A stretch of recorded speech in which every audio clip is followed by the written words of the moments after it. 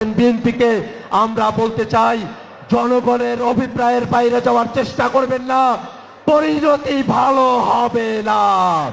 জনগণের সংবিধানকে প্রণয়ন করার জন্য অবিলম্বে বিএনপির সংসদ সদস্যদেরকে সংবিধান সংস্কার পরিষদের শপথ গ্রহণ করতে হবে।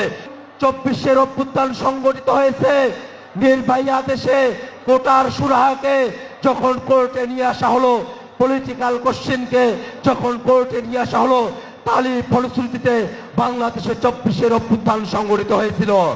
অতএব কোর্টকে মনে রাখতে হবে, তারা যদি সত্যিকার অর্থে বাংলাদেশ রাষ্ট্র থেকে অগ্রসর হতে চায়, যদি তারা ক্ষমতার ভারসাম্যে বিশ্বাস করে, যদি তারা separation of judiciary, separation of parliament, separation of এক্সিকিউটিভে তারা যদি বিশ্বাস করে, তারা কোনোভাবে পলিটিক্যাল কোশ্চেনকে তারা কোর্টে ইন্টারফেয়ার করতে পারবে না।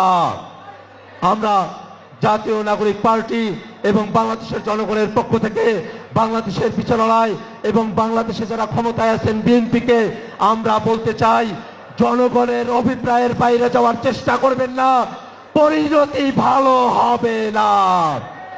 জুলাই সনদের বাইরে যাওয়ার চেষ্টা করবেন না, পরিণতি ভালো হবে না। গণভোটের রায়ের বাইরে যাওয়ার চেষ্টা করবেন না, পরিণতি ভালো হবে না। আমরা খেয়াল করে দেখেছি, এই বিএনপি সরকার তারা তাদের মতো করে তারা সংবিধানকে তারা ব্যাখ্যা করে। যখনই সংবিধানের প্রয়োজন তাদের হয়ে পড়ে ক্ষমতাকে টিকিয়ে রাখার স্বার্থে, তখন তারা সামনে সংবিধানকে নিয়ে আসে। অথচ মনে রাখা প্রয়োজন, কোন সংবিধানের ছকে ফেলে গণ অভ্যুত্থান বাংলাদেশে হয় নাই, বরং ওই সংবিধানকে লঙ্ঘন করেই বাংলাদেশে গণ অভ্যুত্থান সংঘটিত হয়েছে। বর্তমানের বাংলাদেশ যে সাংবিধানিক ধারাবাহিকতার বলা হয়, সেটা কোয়াজাই কনস্টিটিউশনাল, সেটা এক্সট্রা কনস্টিটিউশনাল, সেটা পিওরলি কনস্টিটিউশনাল ম্যাটার নয়।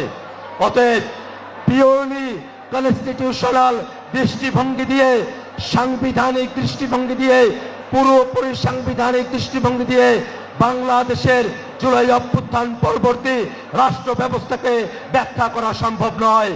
বাংলাদেশের জুলাই অভ্যুত্থান পরবর্তী রাষ্ট্র ব্যবস্থাকে ব্যাখ্যা করতে হবে কোয়াজাই সংবিধানাল কনস্টিটিউশনাল ম্যাটার দিয়ে। বাংলাদেশের জুলাই অভ্যুত্থান পরবর্তী রাষ্ট্র ব্যবস্থাকে, সাংবিধানিক ব্যবস্থাকে ব্যাখ্যা করতে হবে কোয়াজাই কনস্টিটিউশনাল, এক্সট্রা কনস্টিটিউশনাল এবং জনগণের অভিপ্রায়কে সমন্বিত করে নিয়ে একটা মিক্সড কনস্টিটিউশনাল ফর্মুলায় বাংলাদেশকে ব্যাখ্যা করতে হবে। এবং আমরা সেটা বিএনপির মধ্যেও দেখি কাজে, কিন্তু তারা সব কাজে সেটাকে মানতে চায় না।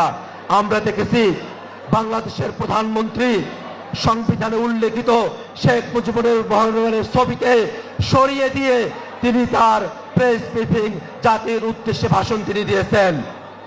কোথায় গেল সংবিধানের কথা? কারণ আমরা জানি এই সংবিধান যেটা বাংলাদেশে 24-এর অভ্যুত্থানের আগে পর্যন্ত ছিল, আওয়ামী লীগ জোর জবরদস্তি ভাবে আওয়ামী লীগের এজেন্ডাকে এই সংবিধানে তারা প্রযুক্ত করেছিল। অতএব নতুন করে বাংলাদেশকে গড়তে হলে আওয়ামী সংবিধান থেকে বেরিয়ে আসতে হবে।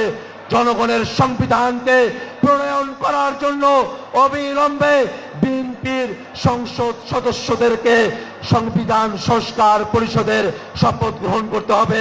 যদি দেশনেত্রী বেগম খালেদা জিয়ার পথে থাকতে চান, অবিলম্বে জল ঘোলা করা না করে আপনারা সংবিধান সংস্কার পরিষদের শপথ গ্রহণ করবেন। কোনো ধরনের জনগণের সঙ্গে চাতুরি করা যাবে না।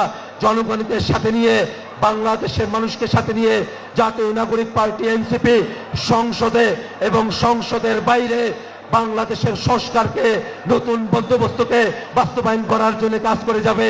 সেই কাজের সাথে বীর চট্টগ্রামবাসীকে, চট্টগ্রাম বিভাগের এনসিপির নেতৃবৃন্দকে, কর্মীদেরকে এবং চট্টগ্রামের আপামর জনতাকে, চট্টগ্রামের সকল রাজনৈতিক দলকে একত্রিত থাকার আহ্বান জানিয়ে আমি আমার বক্তব্য এখানে শেষ করছি। ইনকিলাব জিন্দাবাদ, এনসিপি জিন্দাবাদ, বাংলাদেশ জিন্দাবাদ।